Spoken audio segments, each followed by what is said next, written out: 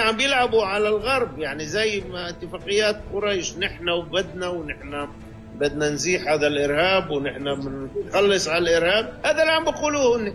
ولكن نحن فهمانين نحن ما بنقدرش نفرط في اهلنا خاصه في السويدة انه يكون هناك بعد مجزره.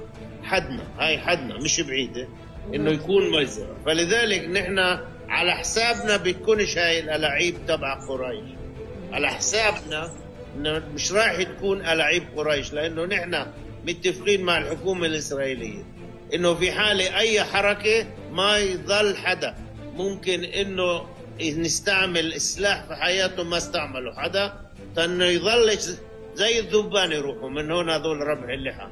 نحن مش ضد أي عنصر أو أي مذهب في العالم هذا، ولكن نحن مع السنة العلمانيين اللي بدوا يعيشوا مع انه اسرائيل مع السويدة.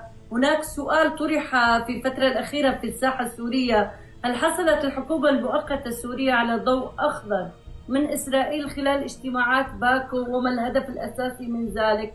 استقرار الجنوب أم ترتيب سياسة أوسع؟ هل أخذ الشرع إذن من إسرائيل لدخول السويدة؟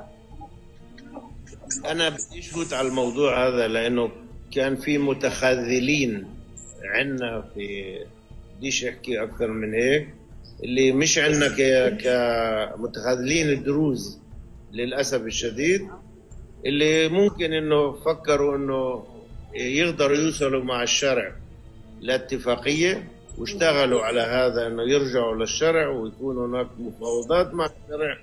للأسف الشديد فهموا قوام إنه الشارع الدرزي ما بده هذا الإشي ولا بأي ثمن، وإنه موقف الشيخ بوسلمان حكمة الهجري هو الصحيح.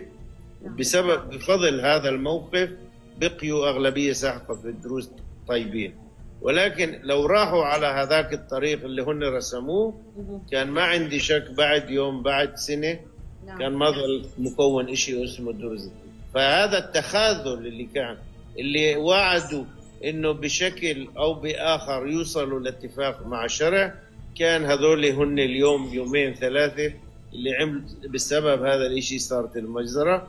مش مذن بإسرائيل فيه، كان فيه وعودات من عنا إنه يقدر يساعدوا بالتهدئة وإنه الشرع يوصل لاتفاقية مع الشيخ بوسلمان، اللي هي كان كله كذب في كذب في كذب.